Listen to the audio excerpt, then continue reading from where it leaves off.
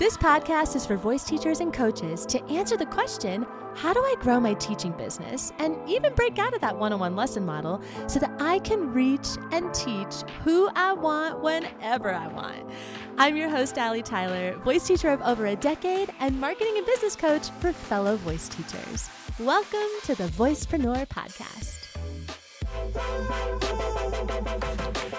Hey, voice teacher. Welcome back to another episode. Oh, I am so happy that you are here, and thank you as always for spending your time with me.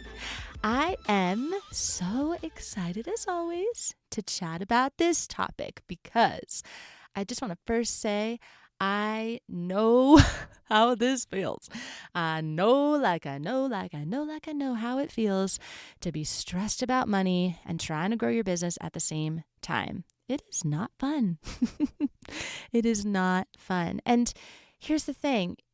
It's kind of weird, like actually running a business, because I feel like the stresses really never go away. Like you're kind of always needing to make money, right? You have that stress, but the stress evolves and it's a little bit different as we start kind of evolving more and integrating more with our business. So I am going to take myself back to the kind of earlier days of my voice teaching business, specifically when I first built the whole voice and when I was transitioning from doing completely one-on-ones to actually utilizing the online space like we always talk about and selling courses and doing the whole shebang. And during this transition period, this was an interesting time because I had to make some choices, and you probably feel like this. And maybe this is why you're feeling stressed about money, because you have to make really hard choices. You have to make choices that say, okay, I'm actually not going to do this thing that I've been doing for a really long time that is giving me a lot of security. And I'm going to go do this thing that I have no evidence is going to give me any security. And I'm going to do it because I feel like I need to do it now. And that is scary. I get it. Oh man, it's funny that we're even recording this today. I just got a voice memo from a voice teacher who was saying this exact thing. Like I reached out to her and I said, hey, I actually am curious. I would love to know your rates as a voice student. I would love to take lessons from you. And she sent me such a sweet audio text that was like, I am scared shitless saying this, but I'm actually not taking one-on-ones consistently anymore. And she's like, oh my God, I'm freaking out. I hate saying this. This is terrifying. And this is literally like right before I just hit record. So man, we are all feeling it. It is so scary to make transitions when our finances are wrapped up in that. It is fucking scary. I am raising my hand with you. I totally get it. So let me tell you exactly what I did. Okay. And this is what I recommend doing. And it's funny that I have gone this long on the Voicepreneur podcast, and I've never really talked about this before. I can't believe I've gone this long. So I apologize if you have been listening and you have been a loyal voice teacher who has taken this all in. I want to emphasize that there is no shame in getting a job. There is no shame in getting a job. There's no shame in getting a side job. And it's funny because I don't think, maybe I am, but I don't think that I'm the coach that you listen to on these podcasts and programs and really is encouraging you to take these big leaps and fuck it all and follow your dreams and, just taking the big risky leap, like leaving your music school and, leaving your job. Like maybe you're not even a music teacher. Maybe you had like a corporate job and leaving the actual stable job to go and be a voice teacher. I don't think that I've been that coach, but I may have inadvertently kind of inspired some of you to make big leaps. Now, here's the thing. We love big leaps. We love big leaps. We want to take big leaps, of course. And running a business is risky. It's all about taking risks. And there is no shame in getting a side job. That's actually really fucking smart. Like it is. And it's funny because I think that we think that, oh, well, that's not sexy, right? Like I'm not a real business owner if I'm not dedicating my whole life to my business. Like that is literal bullshit. It's just not true. And I just want to address this because I think there is some sort of unspoken shame around getting a job. But let me be the first person to tell you that this is huge. This will be so huge in helping with the stress level when it comes to making money. Like if I were listening to my own podcast back in 2017, 2018, when I was really building the whole voice and doing this whole thing, if I were listening to myself right now talk about things like manifestation and being in the energy of abundance and all of these things while I am suffering and not like making my bills, which actually never happened because I got a job. But if I didn't have a job and I were really stressed about this and I was listening to all that, I'd be like, sorry, Allie, that's great that works for you, but like, it's not going to work for me. Love you and all your manifestation things, but like, I'm over here trying to figure out how to freaking buy a meal. Like, I would feel that too. So this is why I felt so inspired to talk about this today, because I really, really want to encourage you. If you are feeling this way, you're feeling ultra stressed about money, you listen to me on these episodes and you're like just kind of rolling your eyes about kind of the more woo energetic stuff, I'm telling you, it is okay, A-okay to get a side job. Because the more pressure that you are putting on your craft to make you money, the more resistance you create within your business. I'm going to say that one more time because it is so freaking important. The more pressure you put on your craft to make you money, the more resistance you create within your business. Being in the flow comes from feeling grounded.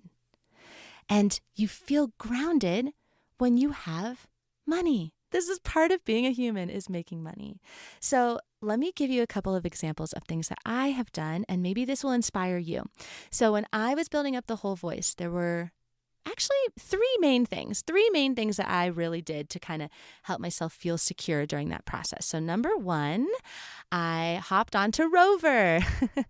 Rover is an app, and it is a dog boarding and dog sitting app. And I have a dog, and I love dogs, especially old dogs that are potty trained. I ain't taking any puppies, which you can actually say that like specifically on the Rover app if you want to do something like this. I basically was like, I'm only taking old dogs. You come to me. Drop them off. I'll take care of them all day. I'll walk them. You come pick them up. And I did that. And I actually ended up getting, and I've talked about this on a previous episode, I'm remembering right now, but I did get kind of a dog that I nannied full time for 2 years. Little Sammy. I love little Sammy. And that was freaking huge for me. It was the easiest money I've ever made. It was consistent, and it helped give me a little bit of spaciousness, aka letting some not ideal students go and utilizing that time to actually scale my business, right? So that was the first thing, was I became a dog sitter on Rover. The other thing that I did was I would just kind of take on side projects for social media, for building people's websites, kind of these skills that I have been developing on the side, which, side note, I think that's a really, really important thing to do.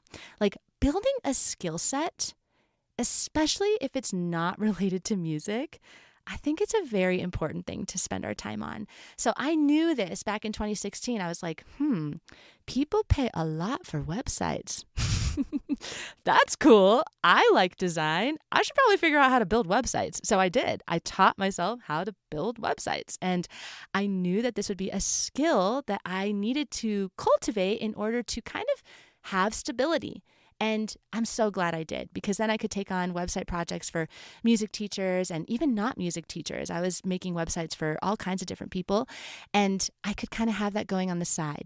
So that was another thing that I did, and something I definitely recommend doing is kind of building another skill set around something else. The third thing, and I'll tell you, this actually was the thing. Like, this was the reason that I could make it all work, that I could actually spend the time on the online courses and spend the time on growing my voice teaching business in the way that I wanted, was that I should say we, my husband and I, we turned the second floor of our house into an Airbnb, and we managed it. And I specifically was the cleaner, and I still am. We actually have two houses. So we have one house that's in one area of Colorado where we are now renting it out completely. Like all levels are being rented out on Airbnb or full-time tenants. And now we live in our house where we live in another area of Colorado. And we are still to this day, like as I'm recording this, there are people below me staying in our Airbnb. So I'm still doing this and it's still freaking amazing where I am managing our Airbnb. I'm cleaning it. I clean it every time there's people between 11 and 3 p.m. I put in my headphones and it's awesome. And I love cleaning and it's a great joy. And man, it's freaking awesome. Like it really helps. Really, really, really helps. Do you have to have an entire floor of your house? No, you can absolutely rent out a bedroom. I know tons of people who have done that. Do you have to do this? No, you can do whatever you want. But I wanted to share it because this was something that was extremely intentional for my husband and I when we first bought our house, our first house. We bought that house in place of having a wedding. Never had a wedding. We took that money, we bought it, we converted it into a triplex. We knew that this was going to be the way that we could actually fulfill our dreams, was having some sort of stability that was fairly easy. My husband calls it house hacking. And this gives us the time and, of course, that cushion to be able to pursue the things that we want to pursue. So those are the things that I did. I know lots of other voice teachers that do lots of really cool creative things. I actually just saw a voice teacher post inside of the Voicepreneur's Facebook group about something that she does on Fiverr. I think she does recording stuff. I've never heard of this, but I think that's really cool. I got to go and check out that post. But there are lots of options and you are a creative human being. And I know that you can think of some cool things that you can do to help supplement that income and take off that stress. Because like I said, if you are stressed about money and you can't really feel into this inner work, this long game vision, this consistency, this really holding the space, no matter freaking what energy, if that feels too intense right now, then definitely consider getting a side job. No shame. It's awesome. It's a great thing to do, and it's the smart thing to do. And I will leave you with this. My mentor that I have been working with right now, she, I think this is really fucking cool. She did not leave her job. She was a teacher. She didn't leave her job until she started making consistent 30K months. Meaning, she put herself to the test of, I'm going to have a full-time job and I'm going to figure out how the frick to run this business. And until I figure out how the frick to run this business, I ain't going to quit my teaching job. And moreover, I am going to be working my ass off for a little bit. Because can you imagine that? Like how much work that takes to be having a full-time job and building your business to make a consistent 30K month? Like that is hard work. And that's the work. That's you showing up. That's managing your time. That's not being on social media and numb scrolling and doing the things that you know you need to do, right? And proving to yourself that you can do it. So I freaking love that because I just appreciate the real tried and true business owners and coaches who were like, nah, bro, I actually had a job while I was building my business. I was not about to take some big, crazy leap. So I hope that someone needed to hear that you have full permission to get yourself feeling grounded in whatever way that means for you. And don't feel any shame ever about having a side job. No shame.